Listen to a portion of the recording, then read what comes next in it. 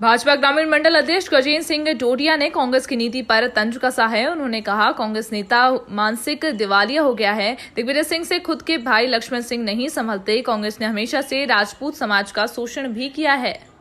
मध्य प्रदेश में आगामी दिनों में उपचुनाव का दौर जारी होगा। कांग्रेस भाजपा दोनों ही दल अपनी अपनी रणनीति बनाने में जुट गए हैं। जहां एक और सत्ता पक्ष से भाजपा आक्रामक नीति अपनाकर कांग्रेस को मात देने की कगार पर है और अपनी सत्ता बचाने को आक्रामक है, और दूसरी ओर कांग्रेस भी अपनी रणनीति बनाने में जुट गई है। बदनावर विधानसभा उपचुनाव को लेकर आज हमारे साथ मौजूद है भाजपा ग्रामीण मंडल के गजेंद्र सिंह डोडिया जी, जो कि पूर्व में राष्ट्रीय स्वयंसेवक संघ के स्वयंसेवक भी रहे, अनेक पदों पर रहे हैं, देश सेवा की है, राष्ट्र सेवा की है। अब ये पूर्व में यहाँ से भाजपा के ग्रामीण मंडल के अध्यक्ष है, वर्तमान में भी कार्यरत है।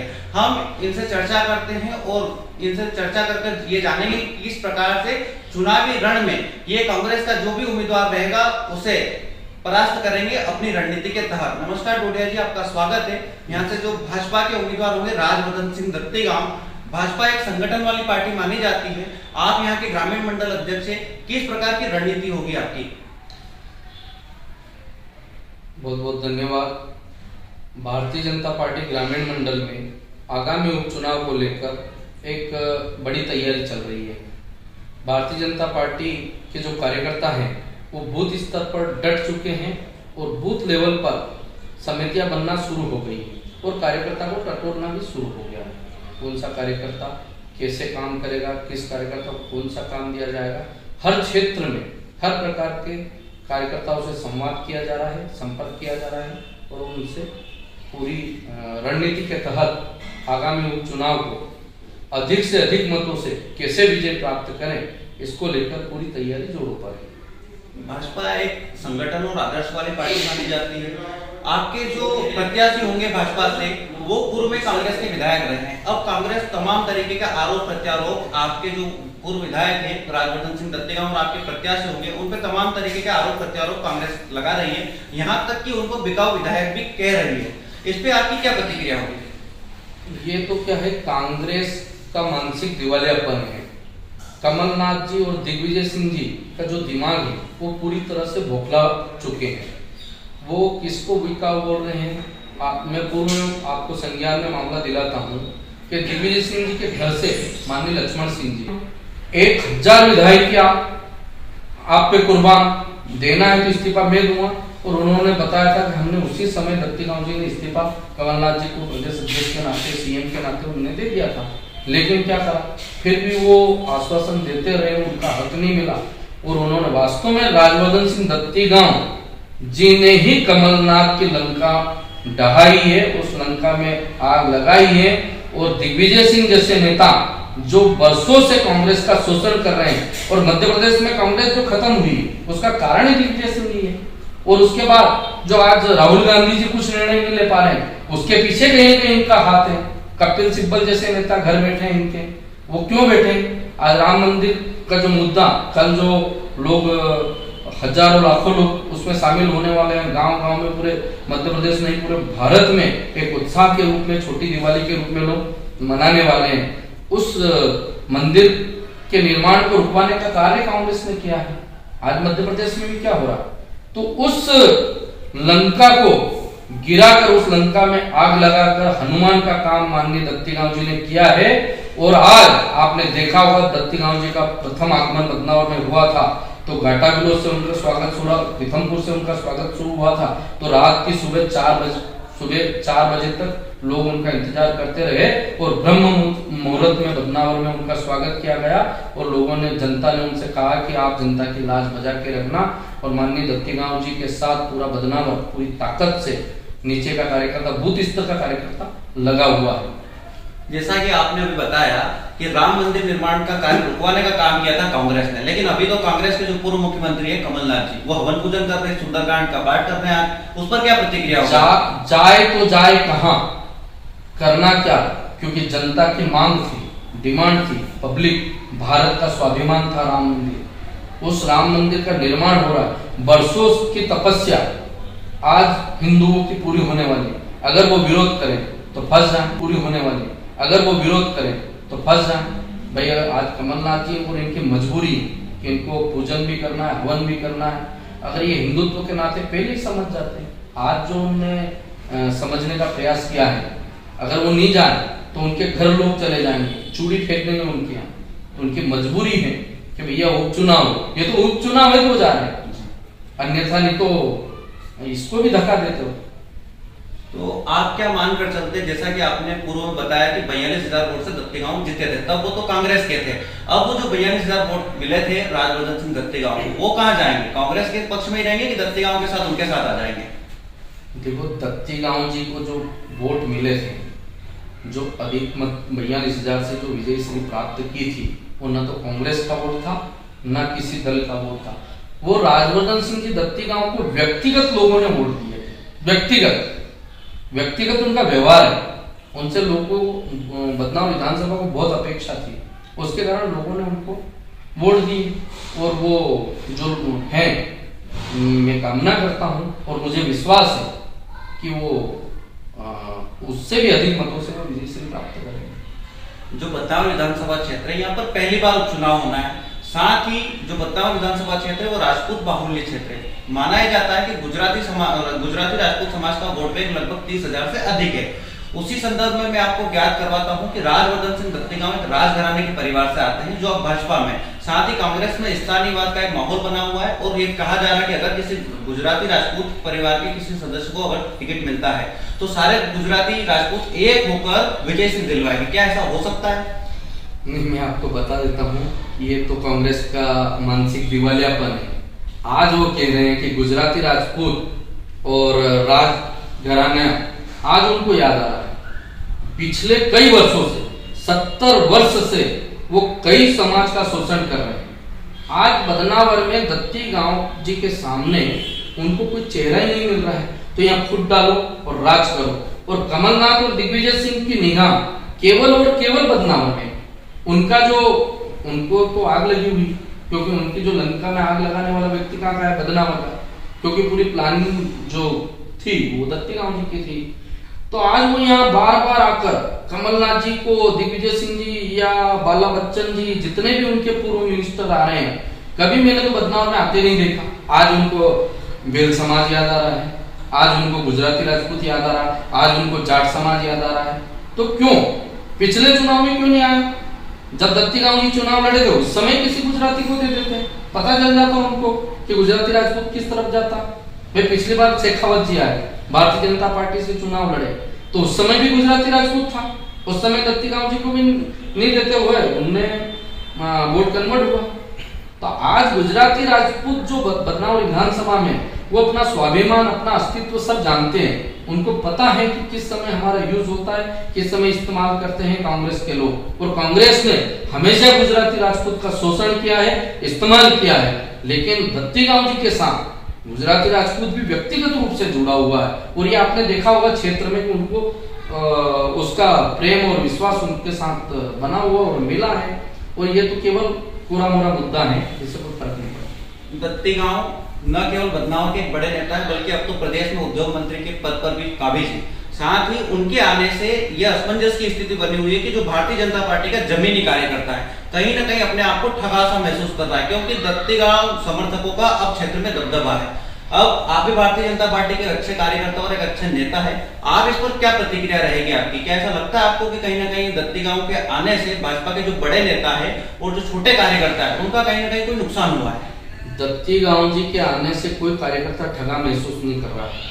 दत्तीगांव जी के आने से जमीनी कार्यकर्ता तो बिल्कुल उनके साथ है, भारतीय जनता पार्टी के साथ है। यहाँ का जो कार्यकर्ता वो कमल का फूल देखता है, भाजपा को अपनी मां मानता है, उसको लेके काम करता है। पर ये बात सही है, यहाँ का जो कार्यकर्ता है, जमीनी कार्यकर्ता है, जो 4 साल से 5 साल से मैं भी काम कर रहा हूँ, मेरे साथ जो लोग काम कर रहे थे, ताकत से काम कर रहे थे, वो ना तो हवाबाज है, ना झांकी मंडप वाले, ना माया मंडप वाले। जब भी आप कार्यक्रम उनको दोगे तब वो कार्यक्रम करेंगे, जब भी बुलाओगे वो बैठक में शामिल होंगे, बढ़ चढ़ के भाग लेंगे। बूथ पे जाना है, पेज प्रमुख का काम है, या जो भी काम कार्यकर्ता को देंगे वो करेंगे। लेकिन अभी जो काम चल रहा है वो केवल हवा में चल रहा है, नीचे जमीन पे नीचे कार्यकर्ता संघर्ष कर रहा है, लेकिन उस कार्यकर्ता से संपर्क करने की कोशिश ही नहीं की जा रही है। जो भी वरिष्ठ लोग आ रहे हैं वो केवल नेता नगरी में घूम रहे हैं, नेताओं को मनाने का काम चल रहा है। तो वो तो मने हुए भाई, जमीन पे जनता साथ में रहेगी तो 51,000 पार कर जाएंगे। अगर उनको नहीं संभाल पाए तो कहीं ना कहीं कार्यकर्ता परेशान तो होंगे। आपको ऐसा लगता है क्या कहीं कि जनता और मतदाता के बीच में सामंजस्य स्थापित नहीं कर पा रहा है दत्ती गांव या उनके समर्थक? दत्ती गांव जी पूरी ताकत से जनता और मतदाता से संपर्क और संवाद करने का प्रयास कर रहे हैं। उनके कार्यकर्ता भी बेचारे, उनको नहीं कह सकते, वो भी आए, वो समझ रहे प्रक्रिया और समझ रहे, वो शामिल भी हो गए, उसमें कोई दिक्कत नहीं है। पर कुछ अपवाद भाजपा में ही, वो अपने आप को क्या कह सकते हैं, वो अपना जो यहाँ की मंडप सजाने के लिए नीचे के कार्यकर्ता को रोंदते चले जा रहे हैं। पर फिर भी नीचे का कार्यकर्ता तो बेचारा फिर भी तैयार है, उसमें कोई दिक्कत नहीं। आप रोंदोगे, उनको नहीं पूछोगे, उनको सम्मान नहीं दोगे तो भी तो गांव-गांव झंडा बांधेगा, बूथ पे बैठेगा, सेव परमल खा के भी काम करेगा, कार्यकर्ता के साथ खड़ा रहेगा। पर ये है कि उनको नीचे के कार्यकर्ता से संवाद करना चाहिए। ये संवाद वो कोशिश में भी है, वो संवाद कर भी रहे हैं। कई कार्यकर्ता को उन्होंने फोन भी लगाया और आपकी बातचीत की। कुछ कार्यकर्ता जो कांग्रेस से भाजपा में नहीं आ रहे थे तो उनने, जो गुजराती राजपूती थे, उन्होंने मेरे को बोला था तो मैंने उनका बातचीत भी करी, वो लोग शामिल भी हो गए। लेकिन उनको संभालने का काम अब हमारा है, जो भारतीय जनता पार्टी, वो लोग शामिल भी हो गए, लेकिन उनको संभालने का काम अब हमारा है।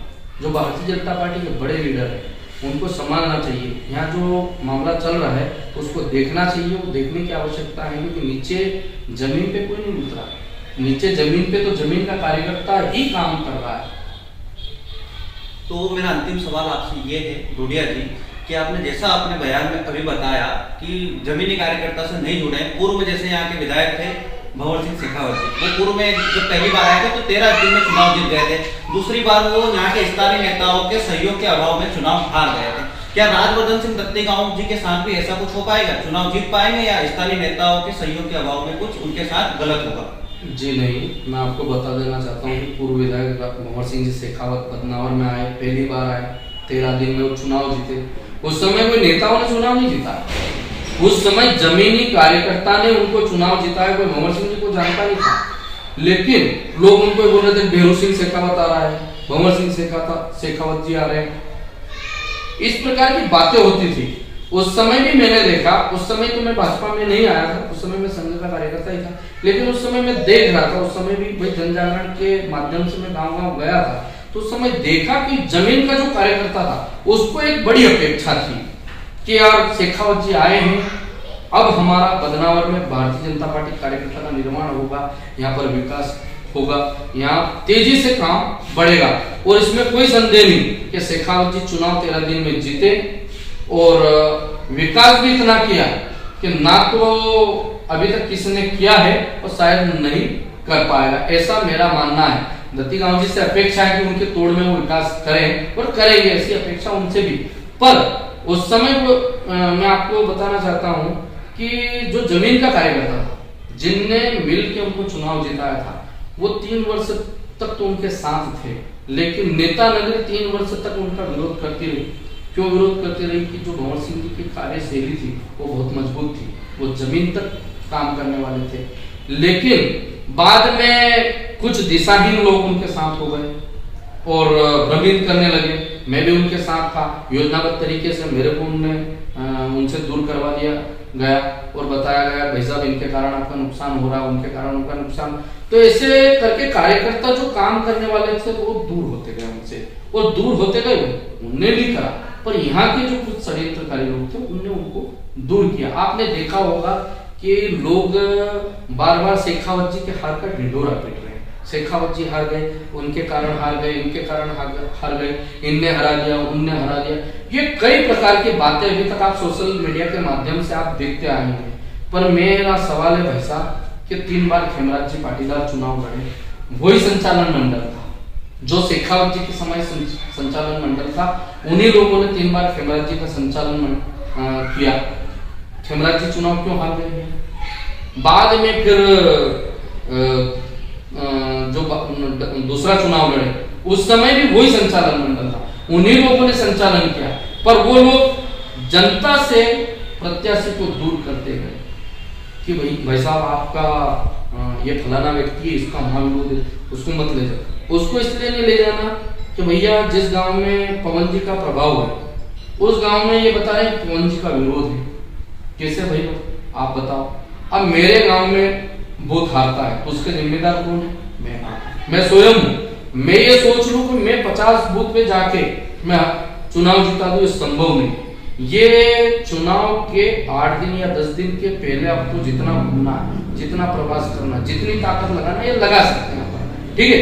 8 दिन बाद जब चुनाव के शेष 8 या 10 दिन बचते हैं, उस समय मेरा बूथ सबसे मजबूत, इस पद्धति में हमको काम करना है। हमारे राष्ट्रीय अध्यक्ष जेपी नड्डा जी का भी कहना है, प्रदेश अध्यक्ष वीडी शर्मा जी का कहना है कि मेरा बूथ सबसे मजबूत, इस काम को लेके हमको काम करना। लेकिन लोग कहाँ लग जाते हैं? मेरा बूथ तो मैं जीत रहा हूँ और पड़ोसी का बूथ मैं देखने जाता हूँ। अब पड़ोसी का बूथ भी मैं देखने जाऊंगा कि ये पड़ोस का बूथ जो है ये जीत नहीं जाए, मेरा बूथ जितना, मैं हो सकता है मेरा बूथ हार जाए, पर मैं मेरा बूथ तो जिताने में नहीं लगूंगा, पर पड़ोस का बूथ जरूर हराने में लगूंगा।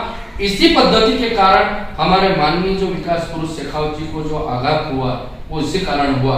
और मेरा ये विनम्र मेरी अपील है माननीय दत्तीगांव जी से भी है और हमारे प्रदेश संगठन से भी कि वो मेरा बूथ सबसे मजबूत इस मामले को लेकर चुनाव में उतरना पड़ेगा।